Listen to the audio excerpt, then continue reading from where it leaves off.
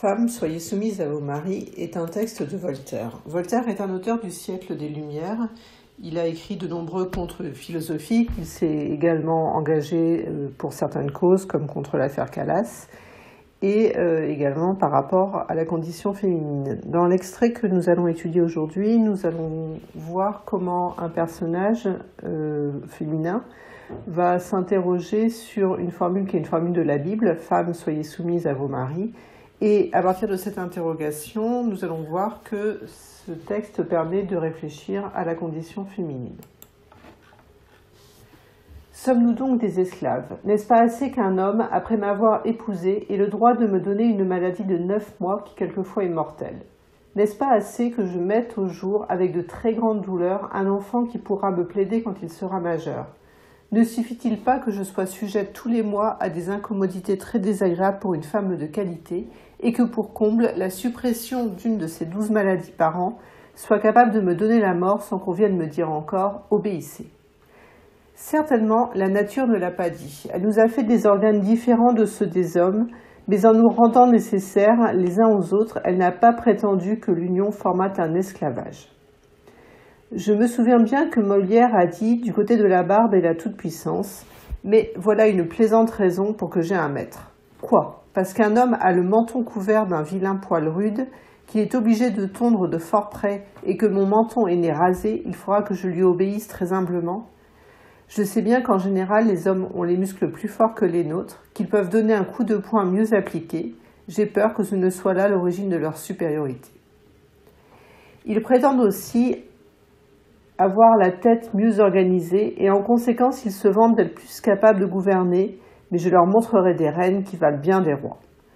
On me parlait ces jours passés d'une princesse allemande qui se lève à 5 heures du matin pour travailler à rendre ses sujets heureux, qui dirige toutes les affaires, répond à toutes les lettres, encourage tous les arts et qui répand autant de bienfaits qu'elle a de lumière. Son courage égale ses connaissances. Aussi n'a-t-elle pas été élevée dans un couvent par des imbéciles qui nous apprennent ce qu'il faut ignorer et qui nous laissent ignorer ce qu'il faut apprendre. Pour moi, si j'avais un État à gouverner, je me sens capable d'oser suivre ce modèle. Nous allons nous demander dans ce texte comment l'extrait permet de réfléchir à la condition féminine à travers les propos donc, de ce personnage féminin. Nous pouvons diviser le texte en 3 étapes. Dans un premier paragraphe, le texte évoque la condition de la femme, précise donc que la femme est présentée comme esclave et que, en même temps, elle est soumise à des souffrances régulières qui sont celles des règles et de l'accouchement. Dans un deuxième paragraphe, nous allons avoir une évocation des différences physiques entre les hommes et les femmes et ces différences vont être traitées de manière ironique à travers l'exemple qui va être pris, qui va être celui de la barbe. Dans un troisième paragraphe, nous allons voir que les femmes peuvent être à l'égal des hommes, et ça à travers un exemple précis que va développer la marquise. Le texte s'ouvre sur une question, sommes-nous donc des esclaves? Ça va être le sujet en fait central du texte, la question dont va découler ensuite le texte, la thèse, les arguments, c'est est-ce que les femmes doivent être traitées comme des esclaves soumises? Et nous voyons dès le début du texte l'utilisation de questions rhétoriques que nous allons retrouver par la suite. L'argumentation va ensuite commencer à se développer. N'est-ce pas assez qu'un homme, après m'avoir épousée, ait le droit de me donner une maladie de 9 mois qui quelquefois est mortelle?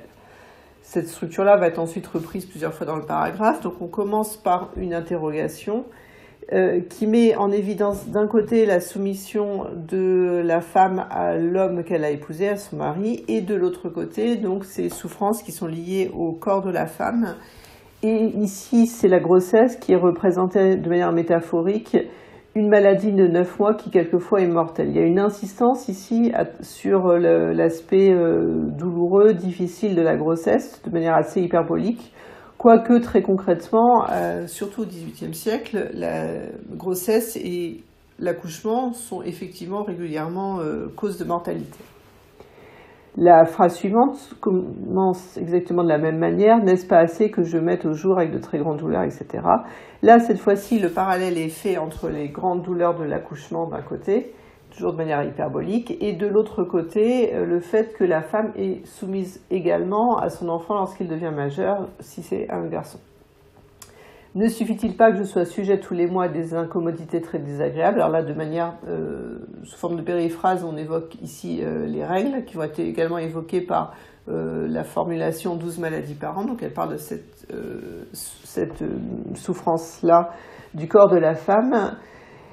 Il reparle de l'accouchement également, la suppression de ces 12 maladies par an. Donc là, cette fois-ci, c'est l'accouchement la grossesse qui permet la suppression des règles. Donc elle évoque à la fois le fait que la femme est sujette à ses souffrances corporelles et en même temps qu'on lui demande l'obéissance. Et donc là, le début du paragraphe et la fin du paragraphe sont en parallèle, puisqu'on termine de nouveau sur la question rhétorique qu'on a trouvée tout au long du paragraphe, et sur l'idée que les femmes doivent obéir. Ensuite, la marquise vient répondre aux arguments des hommes qui laissent supposer que la différence est une différence physique. Et donc il y a bien une différence homme-femme, nous dit-elle. Elle nous a fait des organes différents de ceux des hommes, mais en nous rendant nécessaires les uns aux autres, elle n'a pas prétendu que l'union forma un esclavage. Donc là, ici, on va avoir l'idée que le texte va venir réfuter l'argument selon lequel la soumission de la femme vient des différences physiques, et c'est ensuite ce qui va être développé dans le paragraphe. Donc, ici, on va prendre appui sur un exemple particulier de différence physique entre hommes et femmes, qui est celui de la barbe, et qui va être traité de manière plaisante et ironique. Le texte évoque une citation de Molière, du côté de la barbe et de la toute-puissance. Je me souviens bien que Molière a dit du côté de la barbe et de la toute-puissance. Alors en fait, c'est Molière, mais à travers un personnage qui est le personnage d'Alphonse dans l'École des femmes, qui est une sorte de caricature en fait du personnage masculin qui cherche à soumettre la femme. Et donc le personnage de la marquise va chercher ici à déconstruire en fait l'argumentation masculine de la supériorité physique en la qualifiant de plaisante raison et en ironisant dessus. Parce qu'un homme a le menton couvert d'un vilain poil rude qui est obligé de tourner de fort près et que mon menton est rasé, il faudra que je lui obéisse très humblement. Donc on met en parallèle en fait la soumission qui est demandée à la femme d'un côté et de l'autre côté l'argumentation qui est juste une affaire de quelques poils désagréables sur le corps masculin, pour bien montrer qu'il n'y a pas de raison en fait de rester sur cette soumission. Et de nouveau d'ailleurs on retrouve toujours cette métaphore de l'esclavage, du maître, de l'obéissance, il faudrait que je lui obéisse très humblement, qui est bien au cœur de notre texte. Je sais bien qu'en général les hommes ont les muscles plus forts que les nôtres, donc là il y a bien la concession à l'argument de supériorité physique, et qu'ils peuvent donner un coup de poing mieux appliqué. J'ai peur que ce ne soit là l'origine de leur supériorité. Donc là, le texte veut montrer qu'il y a un non-sens, en fait, à supposer la supériorité juste dans la capacité à frapper plus fort. Donc là encore, avec toute l'envie de venir démonter l'argumentation masculine. C'est d'ailleurs là-dessus que s'ouvre également la troisième partie. Ils prétendent aussi avoir la tête mieux organisée et en conséquence, ils se vantent d'être capables de gouverner. Et cette fois-ci, donc, on va s'intéresser à l'argument intellectuel, et pour montrer qu'il n'y a pas de supériorité, cette fois-ci intellectuelle, entre les hommes et les femmes.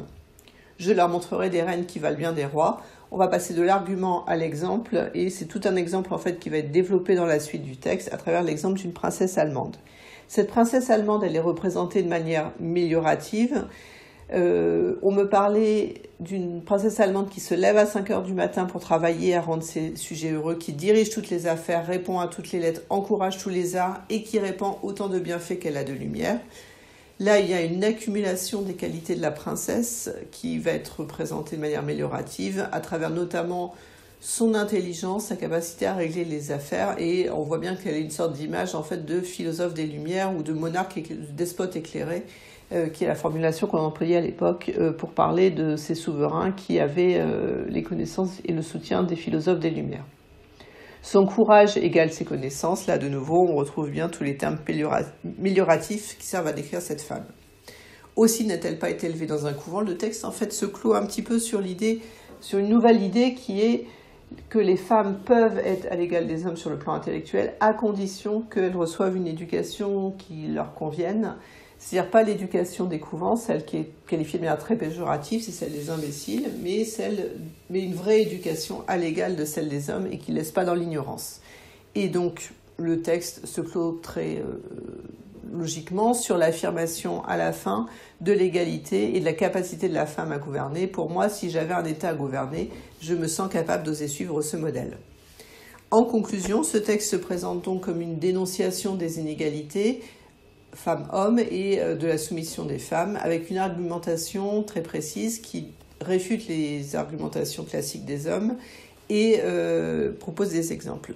On peut rapprocher ce texte d'un autre texte du siècle des Lumières, qui est la Déclaration des droits de la femme et de la citoyenne d'Olympe de Gouges, qui avait ce même objectif de montrer l'égalité femmes-hommes.